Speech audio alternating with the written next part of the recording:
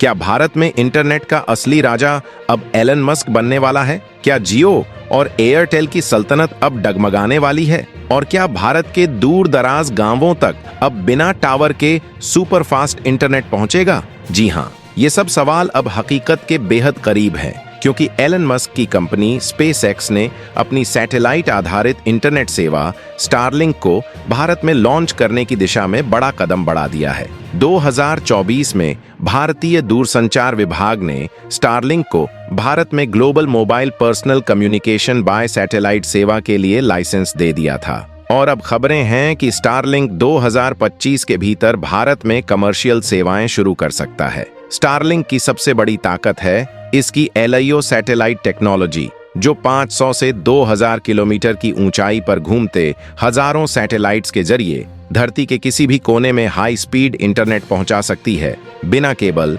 बिना टावर। यानी जहां जियो और एयरटेल आज भी फाइबर या मोबाइल टावर पर निर्भर हैं, वहीं स्टारलिंक सीधा आकाश से इंटरनेट भेजेगा। और यही बात अब भारत की टेलीकॉम इंडस्ट्री के दिग्गजों को बेचैन कर रही है। स्टारलिंक क्या है? स्टारलिंक एलोन मस्क की कंपनी स्पेसएक्स की एक सैटेलाइट इंटरनेट सेवा है, जिसका उद्देश्य है दुनिया भर में हाई स्पीड इंटरनेट पहुंचाना, खासकर उन इलाकों में जहां केबल या फाइबर पहुंचना मुश्किल है। यह सेवा काम करती है हजारों छोटे LEO low earth on orbit satellites के जरिए, जो लगभग 340 से 550 किलोमीटर की ऊंचाई पर लगातार धरती के इर्द गिर्द घूमते रहते हैं। इन सैटेलाइट से आपका घरेलू डिश टर्मिनल सीधे जुड़ता है और डेटा भेजता, रिसीव करता है, बिल्कुल टावर या केबल की जरूरत के बिना।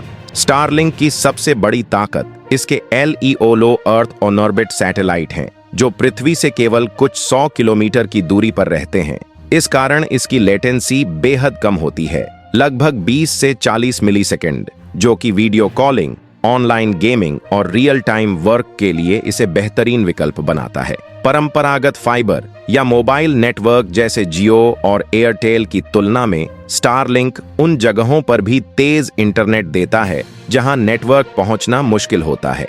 यही कारण है कि दुनिया भर में इसकी मांग तेजी से बढ़ी है। दिसंबर 2024 तक स्टारलिंक के करीब 4.6 मिलियन ग्राहक थे और फरवरी 2025 तक यह आंकड़ा 5 मिलियन के पार चला गया। इसके कुल सक्रिय सैटेलाइट्स की संख्या लगभग 6,750 से 7,600 के बीच है, जो दुनिया भर के सभी सक्रिय सैटेलाइट्स का लगभग 65% हिस्सा है। भारत में स्टारलिंक लॉन्च की स्थिति, लॉन्च की तारीख और समय रेखा। स्टारलिंक को जून 2025 में भारतीय दूरसंचार विभाग से GMPCS लाइसेंस मिल गया था। इसके बाद जुलाई 2025 में IN स्पेस की अंतिम मंजूरी भी मिल चुकी है, जो इसे कमर्शियल ऑपरेशन की राह आसान बनाती है। मीडिया रिपोर्ट के अनुसार स्टारलिंक दिसंबर 2025 तक भारत में अपनी सेवा शुरू कर सकता है। हालांकि अभी इसमें अंतिम तकनीकी और स्पेक्ट्रम आधारित मंजूरी बाकी है।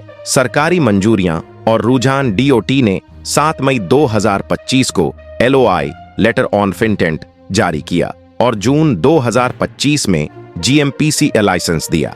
IN स्पेस ने जुलाई की शुरुआत में स्टारलिंक के Gen 1 कंस्टेलेशन लगभग 4,408 सैटेलाइट्स को भारत की वायुमंडल में कॉमर्शियल ट्रांजैक्शन की मंजूरी दी। अगला कदम है स्पेक्ट्रम अलॉटमेंट और सिक्योरिटी ट्रायल, जो DOT द्वारा निर्धारित शर्तों के तहत पूरे होने हैं। शुरुआती रोल आउट कहां से शुरू होगा? अब तक स्टारलिंक ने 12 जिलों को प्राथमिक टारगेट बनाकर सेवा शुरू करने की प्राथमिक योजना बनाई थी। हालांकि ताजा रिपोर्ट्स में कहा गया है कि शुरुआत चयनित शहरी इलाकों में 30,000 से 50,000 कस्टमर्स तक पहुंच के साथ होगी, ताकि स्पेक्ट्रम और कनेक्टिविटी परीक्षण बेहतर तरीके से हो सके। लेकिन कंपनी की मूल रणनीति अभी भी है ग्रामीण और दूर दराज प्रदेशों में पहुंचाना, जहां फाइबर और मोबाइल कवरेज दुर्लभ है। स्टारलिंक की शुरुआत भारत में सीमित शहरी इलाकों में टेस्टिंग के साथ होगी, लेकिन इसका मुख्य उद्देश्य ग्रामीण, पहाड़ी,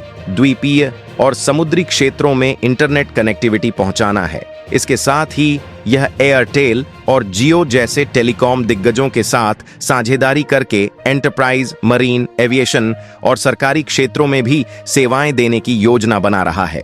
5G और फाइबर नेटवर्क की स्थिति। भारत में जियो और एयरटेल दोनों ही 5G विस्तार में तेजी से आगे बढ़ रहे हैं। जियो ने 2022 में ट्रू 5G लॉन्च किया था और अब तक यह 90% से ज्यादा हिस्से में कवरेज का दावा करता है। एयरटेल भी 15,000 से ज्यादा शहरों में अपनी 5G सेवा पहुंचा चुका है। फाइबर की बात करें तो जियो फाइबर के 1.2 करोड़ और एयरटेल एक्सट्रीम के करीब 90 लाख ग्राहक हैं जो लगातार बढ़ रहे हैं। ग्रामीण रणनीति। भारत की बड़ी ग्रामीण आबादी को देखते हुए दोनों कंपनियां गांवों को जोड़ने पर जोर दे रही हैं। जियो ने फिक्स्ड वायरलेस एक्सेस के जरिए फाइबर के बिना भी इंटरनेट पहुंचाना शुरू किया है, जबकि एयरटेल ने प्रोजेक्ट लेप के तहत लाखों ग्रामीण टावर लगाए हैं और ब्रॉडबैंड पहुंच बढ़ाने के लिए कई पायलट प्रोजेक्ट्स शुरू किए हैं। स्टारलिंक बनाम जियो एयरटेल। क्या है फर्क? स्टारलिंक पूरी तरह सैटेलाइट आधारित है, यानी इसके लिए न टॉवर चाहिए न केबल। LEO सैटेलाइट्स की वजह से स्टारलिंक देश के उन हिस्सों में इंटरनेट देने का दावा करता है जहां अभी जियो या एयरटेल की पहुंच नहीं है। लेकिन स्टारलिंक की सर्विस अभी भारत में शुरू नहीं हुई है और जब होगी भी तो इसके शुरुआती प्लान 7,000 से 10,000 रुपए प्रति माह के बीच हो सकते हैं, जबकि जियो और एयरटेल की प्लान्स 300 से 800 रुपए प्रति माह में आते हैं। इस अंतर से साफ है कि स्टारलिंक का फोकस आम ग्राहक नहीं बल्कि रिमोट एरिया, सरकारी एजेंसी और कॉरपोरेट क्लाइंट्स पर होगा। क्या स्टारलिंक इनके लिए खतरा है? सीधा जवाब है, फिलहाल नहीं। स्टारलिंक की टेक्नोलॉजी भविष्य में टेलीकॉम सेक्टर को प्रभावित कर सकती है, लेकिन कम से कम अगले 3 से 4 वर्षों तक जियो और एयरटेल के लिए कोई बड़ा खतरा नहीं है। बल्कि 2025 की शुरुआत में खबर आई कि जियो और एयरटेल स्टारलिंक जैसी कंपनियों के साथ साझेदारी पर विचार कर रही हैं, ताकि वे अपने नेटवर्क को सुदृढ़ कर सकें,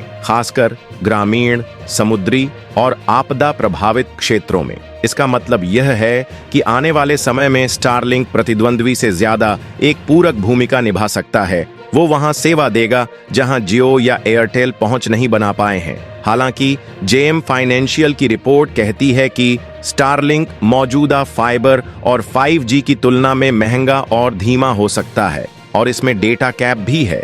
इसलिए यह जियो एयरटेल के फाइबर होम ब्रॉडबैंड बिजनेस को अभी चुनौती नहीं दे रहा। वहीं एयरटेल और जियो ने मार्च 2025 में स्टारलिंक के साथ पार्टनरशिप की घोषणा की। उनके रिटेल चेन और इंस्टॉलेशन नेटवर्क को स्टारलिंक के डिवाइस बेचने और सर्विस प्रोवाइड करने में शामिल किया जाएगा। निष्कर्ष यह है कि फिलहाल जियो और एयरटेल इसे एक संभावित खतरा के बजाय पूरक साझेदार मान रहे हैं, जहां उनकी खुद की नेटवर्क और वितरण क्षमता स्टारलिंक को भारत में सफल करते हुए एक साथ उपयोगी साबित हो सकती है। स्टारलिंक को जून 2025 में भारत में लाइसेंस मिल चुका है और 2025 से 26 तक इसकी सेवाएं शुरू होने की उम्मीद है।